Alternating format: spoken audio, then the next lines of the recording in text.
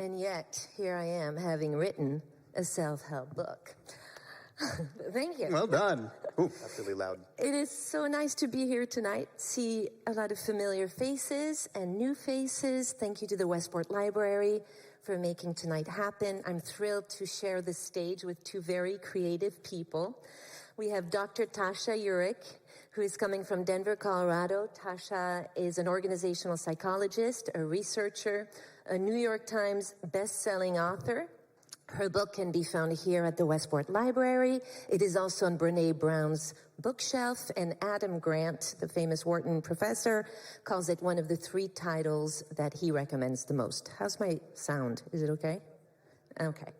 Tasha is known as the world's leading self-awareness coach and communication expert. And her TEDx talk has been viewed over 9 million times. As a matter of fact, when I watched her TEDx talk, I was like, I need to include a quote from her TED talk in my book and her picture. Only to realize 2 days before my manuscript was due to the publisher that I needed her permission. And so I DM'd Tasha, I messaged her on LinkedIn, and what do you know? She's in there. She gave me permission, and tonight she's here. Thank you so much, Tasha. And we became friends forever. Forever. After that. And we have John Nunziato from Westport, Connecticut. John is the co-founder with his better half, Pam Long, of an award branding firm named Little Big Brands. And with a career of over 30 years, John has branded and rebranded brands that are not so little, such as Burger King, Little Spoon, Chicken of the Sea. That's our favorite tuna in a can. That we know and love. Is it a faux pas if I eat tuna with mustard? It's totally fine. It's a mermaid on a can that sells tuna, and she's got chicken. Nice cans. So it's a mess. Yeah. And when John is not working, he can be seen around town donating his design talents to. Actually, I forgot this slide here, sorry guys, to local organizations, to theater programs, and to schools. And John and Little Big Brands are behind the branding and naming of Selfish. And actually, Selfish is a really local effort. I want to do a quick shout out here to all of these Westporters, because every single one of them has played a crucial role in getting this book done from start to finish. So, thank you guys. Thank you. And my name is Stephanie Szostak. What do you? Reba! Woo! My name is Stephanie Szostak. I've lived in Westport for 10 years. I'm an actress. I play pretend for a living, and that is my passion. But you're like a bona fide Hollywood movie star, aren't you? Well, I don't know if you need to ask the question. I probably am not. But we don't need to go over my highlights. And actually, I do want to point out that for any one of us, I've gone through your highlights, but for any one of us, our highlights are quite different than our behind the scenes. The reality for each and every one of us is full of challenges, of setbacks, of uncertainty and unknown. It's not always easy. And one of the things that has helped me navigate the ups and downs of my career, but also of my life, is what I call my personal playbook.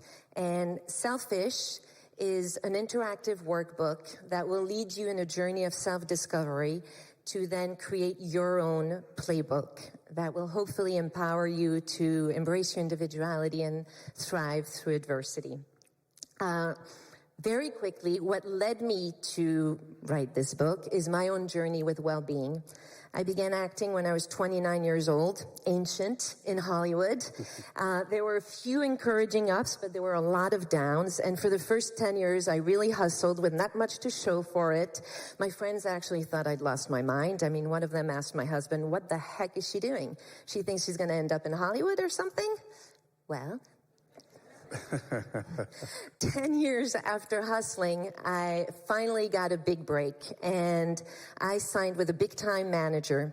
Her name is Estelle, just like Joey's agent in Friends. And thanks to Estelle, doors started opening up. Thank you. I can't talk and do the clicker at the same time. And within a month, I booked my first lead role in a studio film. And there I am on the set of Dinner for Schmucks in Los Angeles on the Paramount lot, working with Steve Carell, Paul Rudd, Jermaine Clement, being directed by Jay Roach, and all is fantastic, except I completely lost my confidence and my mental game went downhill. And actually, in this picture, we're watching replay of a scene we just shot, and what is going through my head here, and for most of the movie, and for movies after that, was, as I'm watching my own performance, oh my God, that sucked. They're gonna think it sucked. They're going to think, I suck. I do suck. I don't belong here. I'm going to get fired. And this happened to me so much that it impacted not only my performance, but also the way I related to other people, and impacted my well-being. And by George, Carlin, I needed help. I needed self-help. I needed all the help I could get. The good thing is it led me to really dig into books and podcasts and therapy and mindset courses. And I learned skills and practices that helped me not only with confidence, but also gain a sense of meaning that was bigger than my career and bigger than me. I thought I could handle the pressure, but what I discovered was I didn't have the tools to manage my thoughts and emotions. And actually, a lot of the work that I did was self-discovery and self-awareness. And Tasha, since that is your area of expertise, I'd love for you to explain to us what that actually means and why it can be beneficial to us. Thank you, Steph. I'm so happy to be here with my friend Stephanie and my new friend John. Yeah. And let me just tell you kind of a broad context of what it is that I do. My life's work is to help people become the best of who they are as a human and what they do in their career and their work. And in my day job, I spend most of that time coaching CEOs and helping them become better bosses and build companies that people actually want to work for. Does that sound moderately helpful to the world? Yes. And in that process, I've done a lot of thinking about why am I so passionate about this and this line of work that I've been doing for 20 years. And it actually started, this is one thing I was going to tell you. One of my clients described what I do, I think, better than I ever could. She said, leadership is my Everest, and you are my Sherpa. I just thought that was fabulous, right? We need a chime. I know, we do need a chime. We should have put that in. There you go.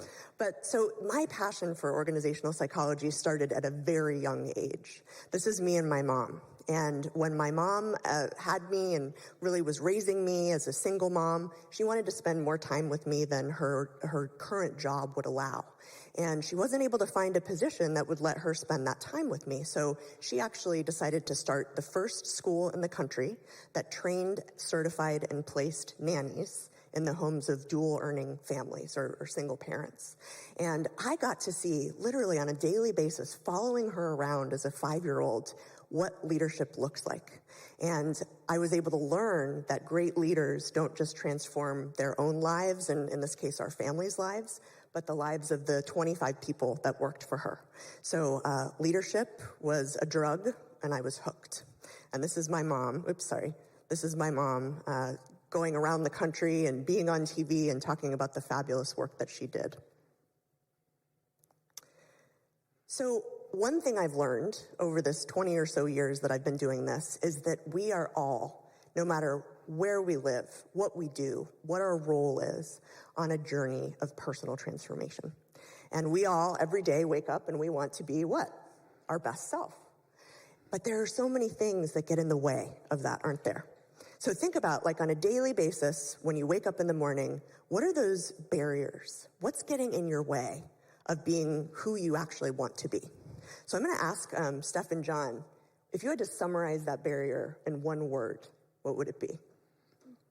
Time. Time? Yeah. I'm seeing heads nodding. John, what about you? Myself. Fair enough. What about you guys? If you just shout it out in one word, I'd love a couple answers. Like, what is that thing that's getting in your way? Monkey brain, indeed. That's well said. Yourself? We've got 2 for yourself. Get in your own way, right? Yeah. Anxiety. Good. I'm seeing heads nodding. How about one more? How about Thanks for coming clean. We all have it. Yeah. Is there anyone that doesn't have anxiety in this room? If so, you can just leave now. You don't need to. We can't help you. I don't know. This side of the room, just one more. Insomnia. Yes. That does not help us be our best self. And so, in terms of thinking about this, I really was struck when I first met Stephanie at how easy and practical and helpful this work is. And I've really seen it, I've seen it transform her life. I've heard about that experience. And I'm wondering if, Steph, you can kind of talk about that in a second, just what your journey has been. But before I turn it over, I wanted to just define self-awareness, because this is a term, doing a terrible job of the slides. Self-awareness is a term that we hear kind of thrown around, right? And it became kind of a buzzword about 10 years ago. Is there anybody in this room who has read an article about self-awareness? Yeah, it's become a buzzword. People repeat it and repeat it. They sometimes talk about the lack of self-awareness in other people. But what I wanted to learn as a scientist was, what actually is self-awareness? And this is the definition that our research team took many years actually to come up with. It's the will and skill to understand who we are and how we're seen. And we've been researching this topic for more than 10 years now. And that was actually Insight. My book was a product of that work. But in the context of what we're talking about today, self-discovery is the action that we take to gain that insight. So self-awareness inherently, it's an outcome, but it's also a journey that we're never really finished with. And self-discovery is what helps us get there. Couple benefits to self-awareness. If you're self-aware, you're better performers at work. If you're self-aware, you get more promotions. You're a better communicator. You're more confident. You build better, stronger relationships. And at home, these benefits follow us around. So I'm curious, how many of you have kids, and particularly teenage kids? Okay, listen carefully. Parents who are self-aware tend to raise more mature, less narcissistic children. We like that. We like that a lot. So, but wait, there's more. I could go on forever, but I won't. Steph, just in terms of turning this over to John, the work that you do with branding is a lot like the work we do with self-awareness, right, Steph? Yeah, and actually, if we can advance to on your website, John, it says, we believe there's something special, unique, truly great in each and every brand. We exist to uncover that core inspirational truth, using our tools to help brands win in people's hearts and minds. And there's not the "and human" on the website. But when I read it, I was like, this could be the definition on the Selfish website, because if you just switch over brand to human, that's what self-discovery is about. And can you tell us what you do, John, besides making our T-shirts here? Well, first of all, thanks for stealing one of my 6 slides, Steph. That was supposed to be mine. I'm kidding. My wife, Pamela Long, wrote this piece of copy, which is fantastic. She's an amazing copywriter. And it's true. I mean, I'm not a bona fide movie star. I haven't done a TED Talk or written a book. But God darn it, I'm going to start tonight. I can do branding, though. One of the most important things as a brander is to really understand the consumer, right? And we have a lot of different brands, a lot of different types of consumers. And what's integral is to be able to switch gears, truly understand the audience that you're speaking to, and how to accomplish and get the best outcome, the most truthful outcome. Because anybody and everybody, especially youth, can call bullshit on bad branding. They see right through everything. So it needs to be authentic and real. So, yeah, the branding journey. Met Steph. I was fortunate to meet Stephanie. We connected. We started to talk about overlap and similarities between what Stephanie does in acting and what I do in branding and how I get in front of clients and how do I tell stories through pictures, because that's really what I do. And I felt the magic. Brit, not that kind of magic. Don't worry, bro. Just like some good magic. And we embarked on a journey together. We started to talk about the brand, what it was, the idea, and we decided to partner up and see what we could do together. So as a first step, as one of the many tools that I use as a branding guy, is the name. I knew that the name was going to be super important for this, right? It needed to work really well in print. It needed to work great in digital, social. It needed to communicate a lot in just one word. Not only did we want a really beautiful word that made sense, but that also could look really beautiful, that we'd have assets to work with. So we really wanted it to be human, meaningful, purposeful, approachable. Take a picture of the slide in case you need these words later. We really wanted to establish trust and credibility, and I wanted it to be really impactful. Oh, there's some impact for you. Who's that? Is that you? Showing some skin. Next slide. This is the brand mark with Steph. So as we started to develop some of the asset work, I'm going to take you through a little bit of the mindset that we were in, is we went through a naming exercise, came up with a bunch of names, did legal searches on it, and it was interesting. We narrowed it down to about 3 different names, and I was scared of the word selfish. I thought to myself, picked it, he didn't like it. I thought, like, is it going to come off as like a negative? And Steph is like, that's it. And then since this day, my naming guy, Mark, is like, you should loop Stephanie into every presentation. She's so good. It was the best choice we ever made. So selfish was Stephanie's choice. Mine was probably a softer, gentler in. So the human connection tool. Since we had a word, which was a real action word, we wanted to design and develop it to be really approachable. So first thing that we did was we thought, let's develop this as a brushstroke, a handwritten stroke. And it's an old sign painter's technique. It's a sign painting piece of typography. That's all. You've seen it for hundreds of years. Lemonade, 5 cents, brushstroke. Go to Stu Leonard's. It's everywhere. So it's really identifiable. It's not tight. It's not a super tight baseline. And we wanted it to be really positive. We wanted selfish to be about you. So something that we decided to do was replace the I with an exclamation point. We threw this in front of the attorneys, and they were like, I think we can do this. We can do this. So we're doing this. And that is cool. What's really cool as a branding guy is now I have graphic elements to work with that are built into a logo. But it wasn't really enough. The exclamation point, while it was about you, it felt really human. We needed one more thing, so we crowned it. We thought, let's make you, or us, the king or queen of your domain. Another really beautiful element that we can use. So we're working on the ownership of that as well. So it's really nice. Everything here is hand-drawn from scratch, really beautiful. And it's expandable, and we can bring it to life with style. And this will just give you an idea after we work with like static imagery. And we're still working through some of this. I think it's like, what's the tempo and personality? Is it happy? Is it fast? Does it move at medium speed? How does it communicate to the consumer? What are you going to feel when you see the book? What are you going to feel when you open an app and start to work with it? These are the things I think of at night. This is why I have anxiety, whoever threw that out. And that'll just give you an idea of some of static assets, how it might look on the print book. Really beautiful, super irregular. So one of the things that we wanted to focus on was making this really authentic and human. We wanted it to look like there were mistakes in the letter forms. It's not perfect. It's super imperfect, just like you, just like us. And then we're using the crown as our app icon, which would be really nice after we're moving forward. And look, a couple of things. As a brander, my job is to get to the core of a brand. And I feel as though where we ended up with selfish really gets to the core of you. I know you're going to do a little exercise. We didn't put the pencils on your seat to like cause injury. You're gonna like do an exercise. And in full disclosure, I read the book cover to cover. I just haven't like picked up a pen yet and written in it. All right, John. Well, you'll do an exercise now. Do you have it? I'll try that.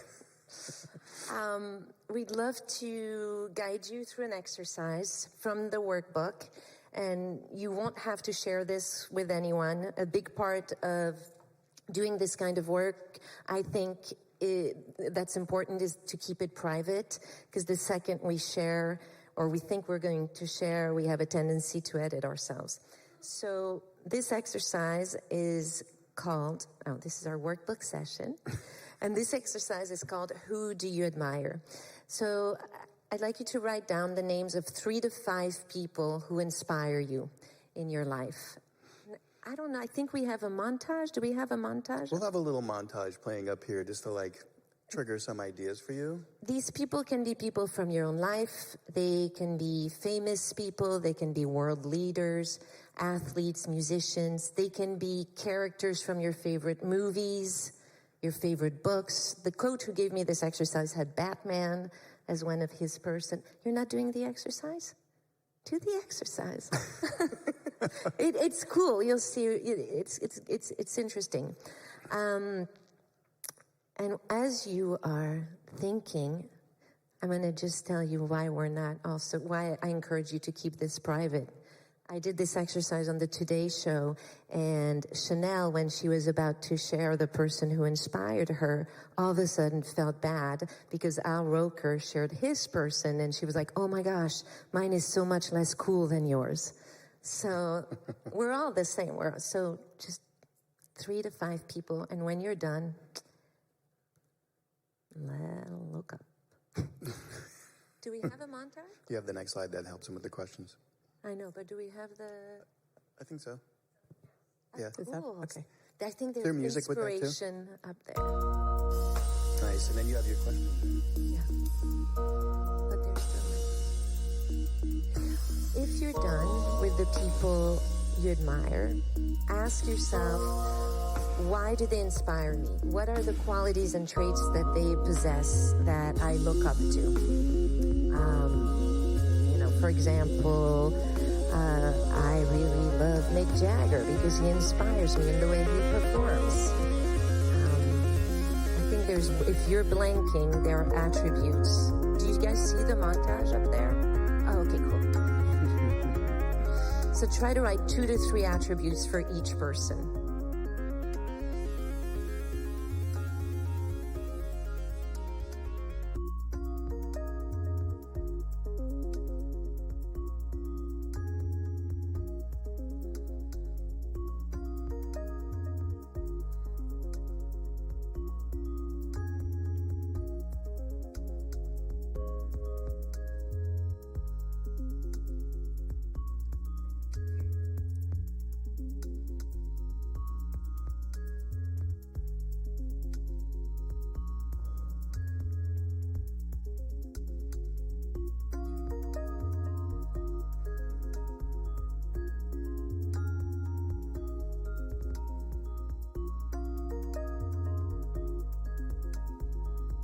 John, you're doing the exercise?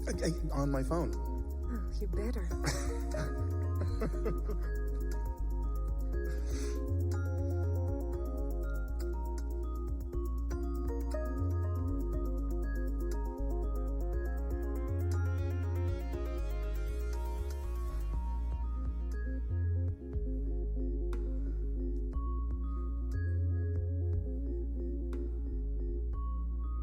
All right, well, we'll have like 30 more seconds. And then...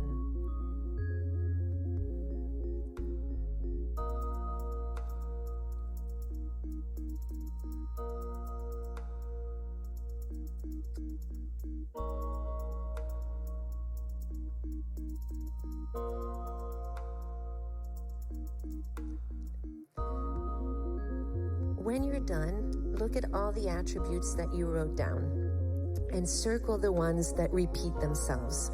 Usually there'll be like 2 or 3 that repeat themselves through each person. And maybe they're not exactly the same wording, like maybe you wrote funny for someone, good sense of humor for somebody else. But if they're similar, circle those.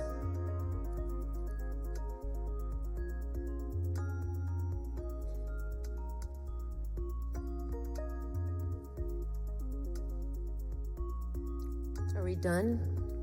Yeah? Okay. Tasha, you're the expert. Can you tell us why this exercise can be so helpful? Absolutely. This exercise, I think, is really powerful. And first of all, anytime that we're looking at what we admire in others, we're reflecting back in terms of who we want to be and who we want to be at our best. But there's actually research that says that when we think about what we admire in other people, we can activate those traits within ourselves, which is a really powerful tool.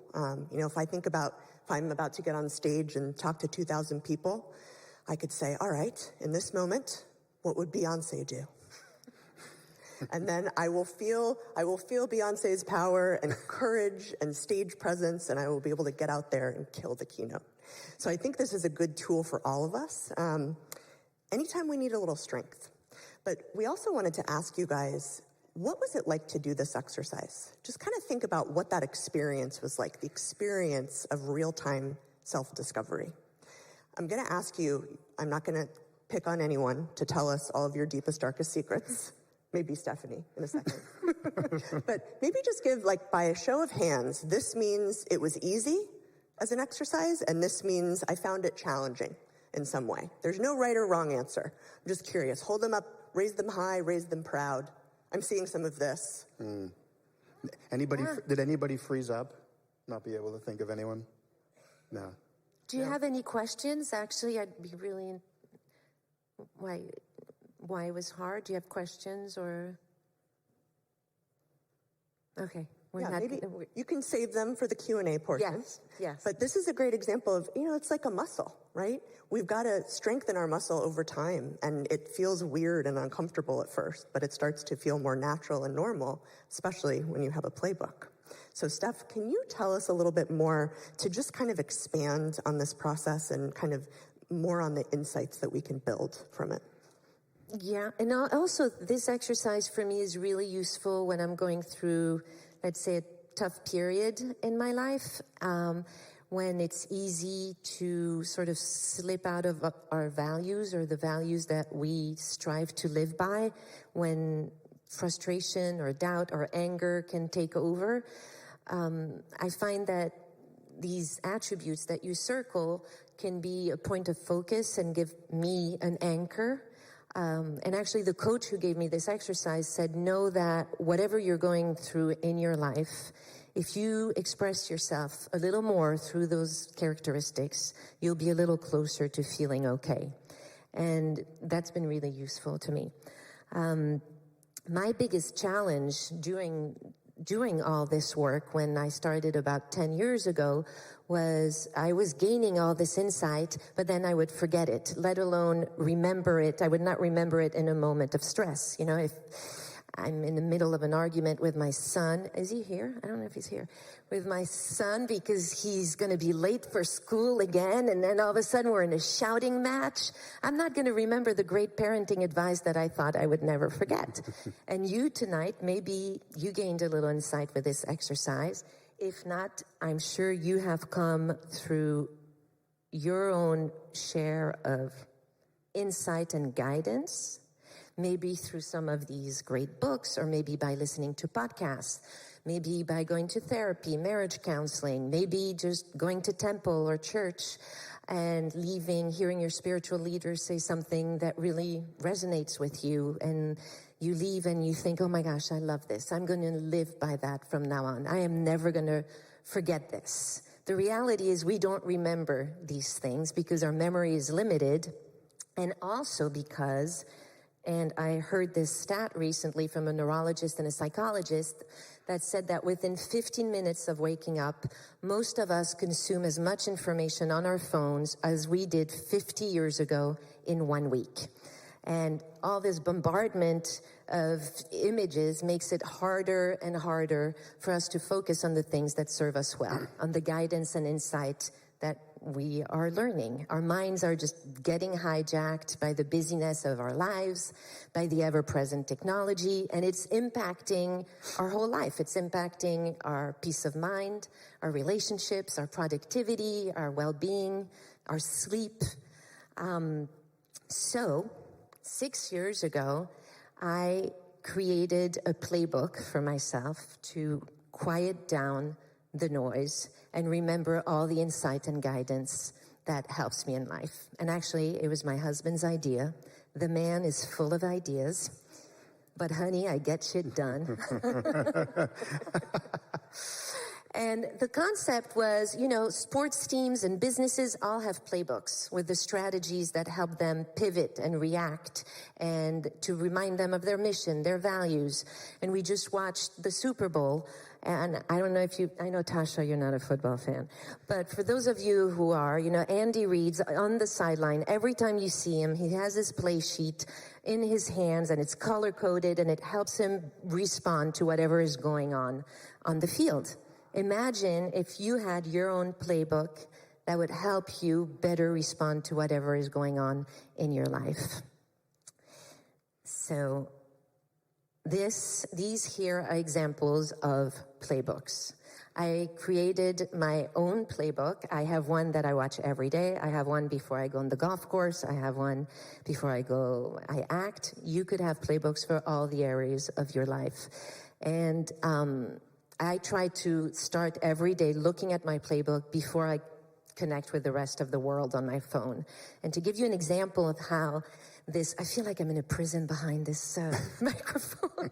You're great. To give you an example of how this works in life, 2 summers ago, I was in France with my family visiting my parents, and I was scheduled to play golf in a tournament with my dad. And I adore my dad. He's one of my greatest teachers. He's also a fantastic golfer, but the man can be a real pain in the butt to play golf with. He's got a horrible temper, and if he hits a bad shot, he can explode like a volcano. And I'm talking like Bobby Knight or John McEnroe on the golf course. And the morning of the golf tournament, I wake up and I'm lying in bed and I'm thinking, oh my God, I can't believe I agreed to play golf with him again. I can't stand playing golf with him. I can't stand watching an 87-year-old behave like a 3-year-old on the golf course. It is fucking embarrassing. What are people going to think? And then I started on myself, and I'm like, you're horrible. What? You should be grateful you get to play golf with your dad. He's old. He's trying. He's making efforts. And this was going on in a loop. I don't know if you can relate, but it was going on in a loop in my head. And I was making myself crazy. I was going to be the miserable one to play golf with. So I got out of bed, went downstairs, grabbed my cup of coffee, came back upstairs, and I hit play on my playbook. My music came on, and within seconds, I got reminded of the things that help me with potentially difficult people or difficult situations. And, you know, within 3 minutes, which is how long it takes to watch my playbook, I did a 180 on my frame of mind. I got a gentle nudge in the direction of love, compassion, much needed humor. And by the time I was done, I was kind of looking forward to playing golf with my dad and maybe witnessing a club toss or two and distracting our opponents. And, you know, we did not win the tournament that day, but we ended up having a great father-daughter day. And my dad did not have one eruption of temper. And I really think that the whole experience changed because of the energy that I brought on to the first tee. My playbook helps me think better. And when we think better, we feel better, and we do better. And another expression that I like to use is my playbook helps me find my best.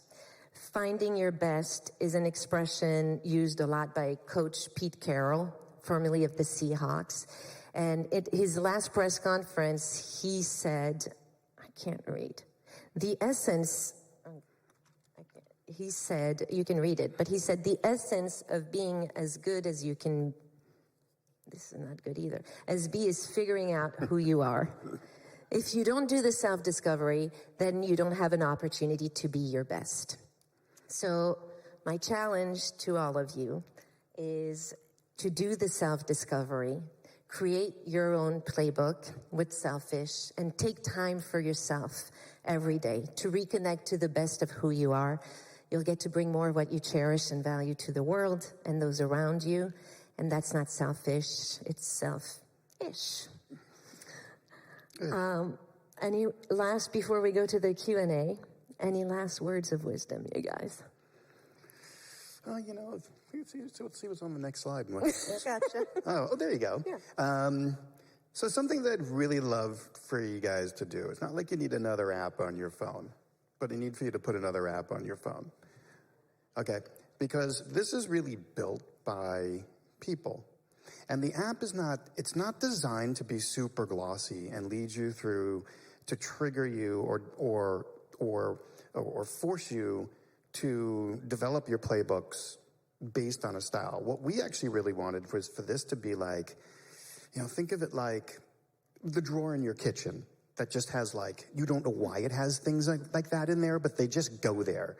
And you put more things in it until you can't actually open it anymore because something gets jammed on the way out, right? That drawer is what the playbook is like. You can choose color palettes, you can choose icons, you can make the weirdest memes, you can make typos. The cool thing about it is it's accessible. I'm telling you, I can't find anything on my phone. It's impossible. You want to show someone something and you're just like, oh my God, just forget it, and you give up. You're just like, I have this picture, my kid was jumping in the pool, and I'll show it to you next month when I see it again, randomly. It's nice, it's accessible, it's messy, it's imperfect again, like us, and we want to keep developing it like that. So download it, test it out, send feedback. We'd love to hear how we can fix it, and you can get that at the selfishplaybook.com. Awesome. All right. My advice, I might be dating myself. Does anyone remember this movie? What about Bob? One of the great comedy gems of our time. So good. But in the movie, there's a book that Richard Dreyfuss's character writes called Baby Steps. And in his process of being the therapist to Bill Murray, he teaches Bill Murray that he can accomplish anything as long as he takes little baby steps. He can do anything. And what's interesting from our research on self-awareness is when we studied the most highly self-aware people, and especially people who didn't start out self-aware, we discovered that that process didn't occur in leaps and bounds and big dramatic insights. More times than not, it was small incremental improvements, right? If I can get 1% clearer about who I am, what I want, what I value, the impact I have on other people, think about over time how much that adds up. That becomes a transformational improvement. So as we start or continue this journey, I would just encourage you to remember that baby steps, they worked for Bill Murray, they'll work for the rest of us. Thank you, Tasha. And you're never really done, right? No. With this work, there's no arriving, because we always get in, like you said, who's the biggest obstacle? You are, and I think that's true for all of us. So it's like when we get caught in our own, whatever we get caught in, is remembering, baby steps, and I can get out of it, and get out of my way. Yeah. Keep moving forward, even if it's a little bit. That's going to be better than the 90% of people who are staying still. And that's where I think this process can be differentiating, not just in creating a great life, but in helping you differentiate yourself. So yes, absolutely. Thank you, guys. Yeah, thank you. Or should we open it up to Q&A? Yeah. I don't know. What do you guys think? If anyone has any questions for our fabulous panelists, please come to this microphone right over here. This is the only way anyone can hear you. Oh, that makes it really intimidating to ask a question. Big spotlight. Great. You should have a question about all your ideas that never get brought to life. Hello, Tom Hensky. Hi. So you started to answer the question when we were writing things down of people who got stuck and couldn't think of anyone. And then you stopped the thought. So I wanted you to go on and talk about that a little bit. Do you want to? Who's that? So You should. So, yeah, sometimes you're like, well, I don't admire anyone. I actually thought that because when I heard the word admire, I thought they have to be perfect. And this isn't about, like I said, my dad is one of my greatest teachers, so I admire him, but he's also a pain in the butt to play golf with and for a lot of other things. But so it's people who inspire you. And I think a good place to start is look at your own life, your friends, your family. Maybe think of coaches you've had, teachers, and then people you've worked with. And again, you're not looking about admiring the whole person. It's somebody who inspires you. And then we all have, heroes. There's famous people, and one of my person is actually a character from a movie. It's Barbara Streisand in The Way We Were.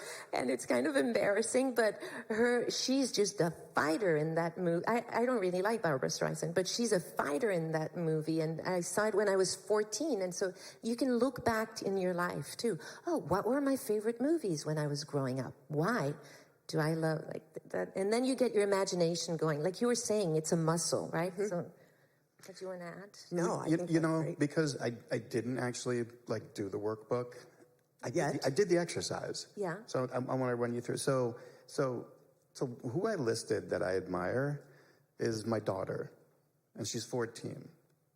And I admire her for so many different reasons. And aside from, well, yeah, it's like if I could do away with Snapchat, I'd admire her more, right? Like that's a problem. But I realize that she does more at her age that I ever could have imagined doing at my age. I mean, she really does. The kids have such a heavy weight, and it's so demanding on what they do. And at the same time, we're raising them, and it's a teenager. I mean, do you remember the fact is most of you shouldn't be here. You should be dead. I was climbing like 60-foot trees, like to see water towers over my town. That's just stupid. So like, she does really stupid teenager things. And I find myself getting like upset with her over that. And when I really think about it's just how much she handles in her life, it's super impressive. So I text her at least daily some affirmation. Like I texted her at school today and I said, you have so much potential, right? Because she also has to be cool. Like she's 14, so she's got to be cool. She has to look like she's pissed off all the time. That's a thing. And, you know, I sent her like, you have so much potential. Let people know. Show them some love. And she didn't do any of that, I'm sure. I'm sure she just walked around looking cool in her like slippers and her sweatpants and the face, which is totally fine. But that made me feel good because I was supporting her, and I really do admire this kid. You know, I don't know how many of you have teenagers, but they're astounding these days. That's beautiful. So I did my workbook. I have a legit question. Hi, Lindsay. Hi. This is like therapy. Okay, so this is more of a psychologist question because in my mind, the morning is like the perfect time to get up and be like, oh yeah, 10 minutes, 15 minutes. But we got a dog and that's gone, right? Or like anything. So seriously, is there a proven time for people to get that quality quiet time if it's not the morning? Seriously, you know, that might be a time to steal away or that is like the most productive to actually get that quiet, really productive mindfulness. Yeah. Is there a perfect time? Yeah. Is what you're asking. Or like a more proven, like. Is it the most perfect time or something? Right. Or how do you find that perfect time for me to be selfish? No, that's a great question. Yeah. And I'm not, to be honest, I'm not familiar with any research that says across the board, this time is most helpful. Because I don't know about you guys, early mornings might be a great time for you, dog or no dog, but if there are any fellow night owls in this room, I get my best stuff done past 11 p.m. So I think to some extent, part of it is just how are you wired? And you'll know, you know if you're a morning person or a night owl. But then the other thing I'd suggest is regardless of what that time is, try to bundle the exercise with something else you're doing. Right. So if you, ride the train to work or something, to take that time that you already have carved out, or if you're sitting in your car in traffic, obviously don't look at your phone at the same time with the playbooks. But I think that can be a really helpful way because then we're not adding to the total stress load that we already have. We're finding ways to make it work in our lives. And then the last thing I'd say is, if you don't have 10 minutes, do you have 2 minutes? I can do that. Yeah, 2 minutes. Like, think about that. If most, and I'm a pragmatist, if most days you could even spend 2 minutes on this work, what could happen, Steph? Like, what in your mind? How could that benefit someone?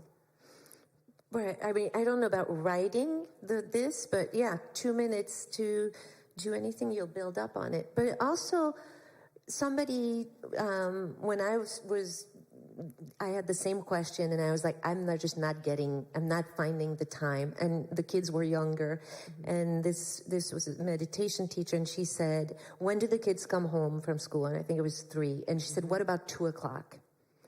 And she said, just before they come home. And that was actually a really good time, because I had done all the things, and it was sort of this moment. And so scheduling it helped me. Thank you. Thank I'm you. a huge fan. As am I, and I'm a friend, so I've already peppered the author with questions earlier this week. So thank you for that, by the way, Steph. So the questions for Tasha and John, and like getting to the playbook notion, I was down earlier this week, as Steph knows, and posted some mental health type quotes on Instagram and got half a dozen calls about, stop doing that. You're projecting that you're anxiety or depressed or whatever. And so I thought, well, all right, so my question is to you, in the workplace, do you bury that notion when you are having stress and anxiety, when you are down? And John, in terms of a brand, do you want to brand yourself this like constantly happy, positive person, even if you're not? Would you like to go first? Sure, I will. I think that smart companies are not creating pressure for their employees to be anything other than who they are. But I think that sometimes is more the exception than the rule. So, you kind of know what the culture is in your organization. You know if it's okay to go to your boss and be like, I need a mental health day, or I can't take on one more thing, or I'm going to break. But I do think it's important for us to, regardless of the culture that we're working in, to remember there's a lot of research that shows that when we, it's called emotional faking. When we pretend like everything's great, there's a cost to it. There's a psychological toll. And the longer we do it and the more we do it, the bigger the toll. So, I think you've got to read the room and understand what's sort of possible, because I can't advise on that. Everybody's in a different situation. But if you're not able to kind of be who you are at work, maybe there's another outlet for you. Maybe there's a best friend at work that you can talk to. Maybe there's a friend that you can call from the bathroom, when you're having a day. But I think that, I would say it would be easy to say, just be yourself always. But sometimes those constraints can be a little bit tricky. But yeah, that would be sort of my mishmash of an answer. What would you say, John? Yeah. Well, who here is really themselves, all the time? Because most of the time, you just tell people, why don't you just shut the fuck up? You can't do that. You can't do that.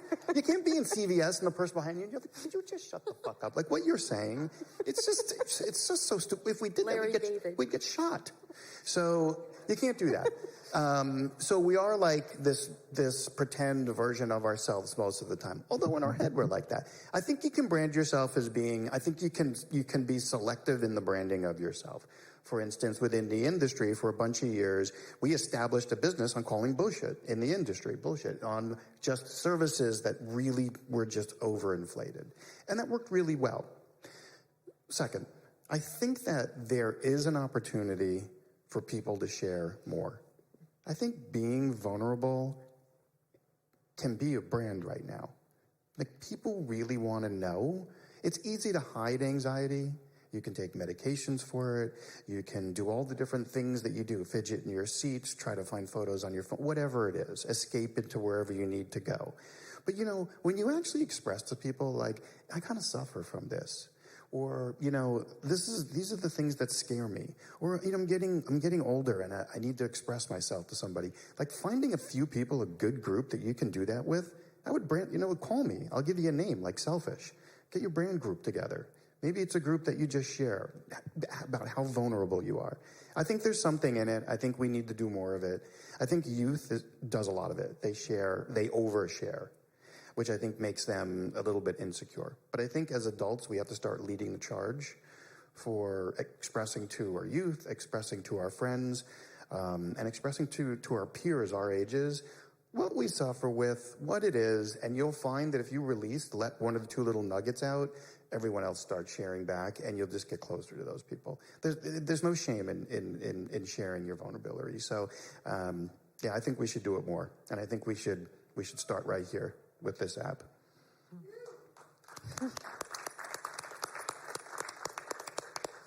So, Steph, my question is for you. Yeah. I always think it's fascinating to hear you talk about your movie career, and particularly what you shared about the imposter syndrome when you started and Dinner with Schmucks. And that picture is really telling because you can see it on your face. I mean, I can sort of see that you're like, ugh, what am I doing? And so now, if you had your playbook for that movie, or now when you are feeling that way, like how did you get to the point of not having imposter syndrome? What do you tell yourself now? I still have it. And I actually, writing this book, I got to know a psychologist who was the head of the American Psychological Association. And he said to me, I have imposter syndrome. But what I've learned, it's sort of this reframe. So now when I feel like that, I'm like, oh, I'm stretching myself. I'm doing something that I'm not comfortable with. And this is an opportunity to learn. Also, it's humbling. I don't have it all figured out. Good. So I take it as an anchor. I'm feeling imposter syndrome. I'm going to use it as my anchor into curiosity, humility, kindness, and creativity. And then it's like, right. So, and also I think it gives me the courage now to try new things, because it's like, yeah, okay, bring it on. I'm going to feel like that, but I'm learning new things. That's great.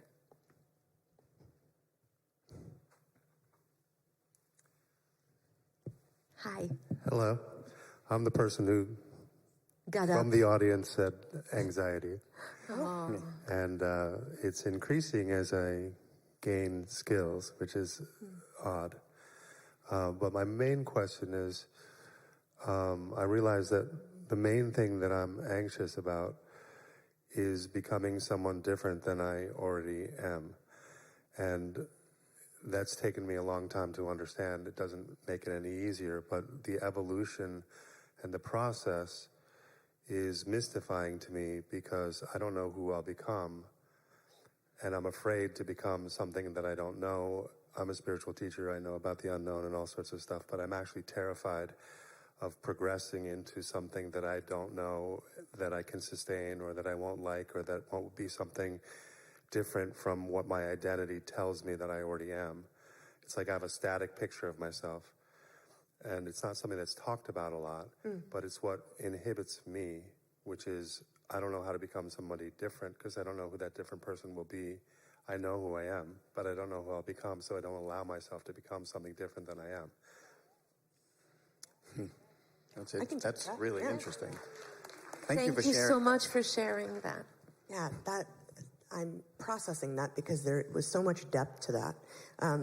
Okay, so here's an example. I was working yesterday with a company in New York, and they are trying to change their culture, which is at a macro level what we're all trying to do at a micro level. And they had the same fears. They said, the market is changing, the world is changing, we know we need to change, but we're also afraid of the unknown. And, what are the disadvantages that we're not anticipating of who we want to become? And so we actually did an exercise. It took, maybe an hour, and we identified what are those, in their case, cultural non-negotiables that we will never stray from. Right? No matter who we become, no matter how we evolve or transform, what are those things that are going to anchor us? And I wonder, if sitting down and thinking about that, either from a values perspective, these are the 3 values that I will never waver from, or to think from just, how you spend your time or how you want to feel on a daily basis. That would be my suggestion, is to maybe just sit down and keep it simple. You don't have to boil the ocean, but just say, what are those non-negotiables about me that make me happy, that help me have a more fulfilling life that I don't want to lose? What's your name? Jonathan. Jonathan? Yes. Hey, I'm John. I'm going through a little bit of that right now, too. Let's give you a little bit of a nugget. I used to be the king of the Irish goodbye. Everyone would go out, we'd have drinks, and then we were like, we're going to Twilo. We're going clubbing. And I knew that at 4 a.m., the sun would be coming up, and I'd be walking out in full regret. Why did I do that, right? So I would go in the front door, and then once we got mixed in, I'd literally do a 360 and walk right back out.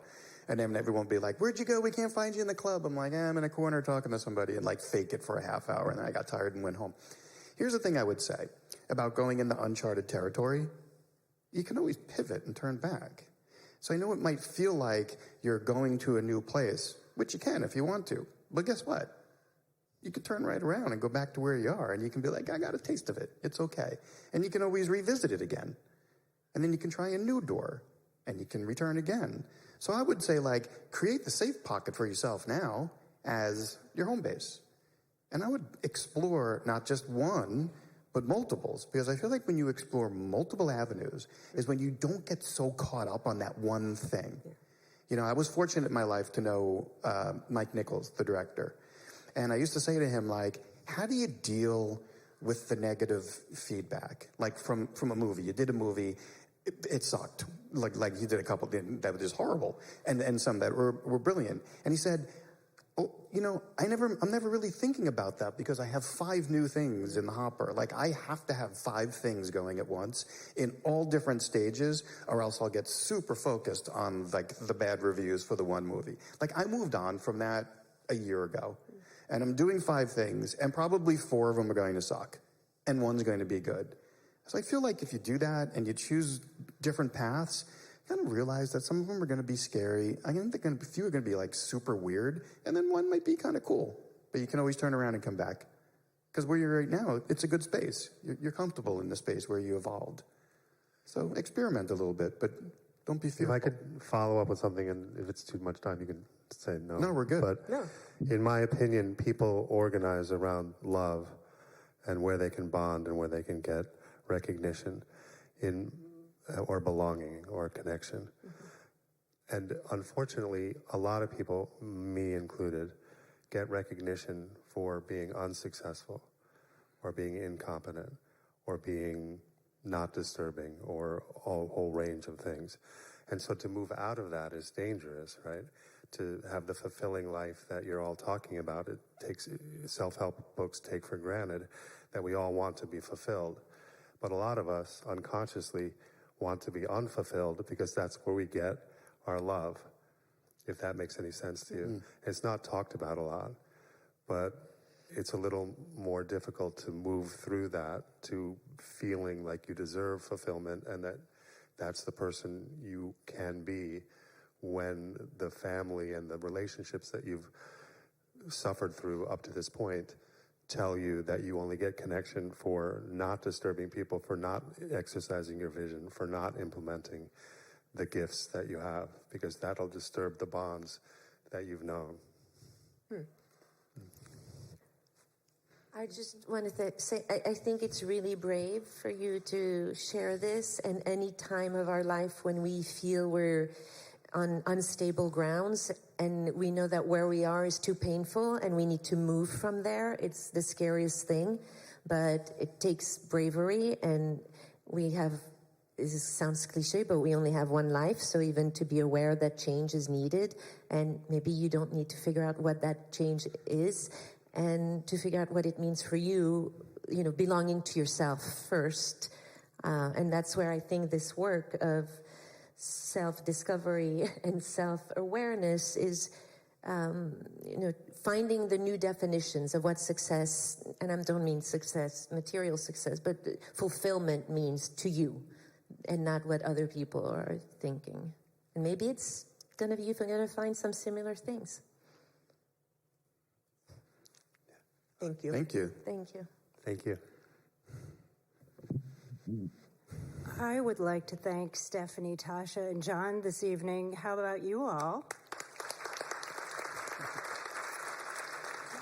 And thank you all for coming out to the Westport Library this evening. We do have copies of Selfish. If you'd like your very own workbook, they will be for sale right here, and Stephanie will be signing. So thank you all for coming out tonight, and have a great evening.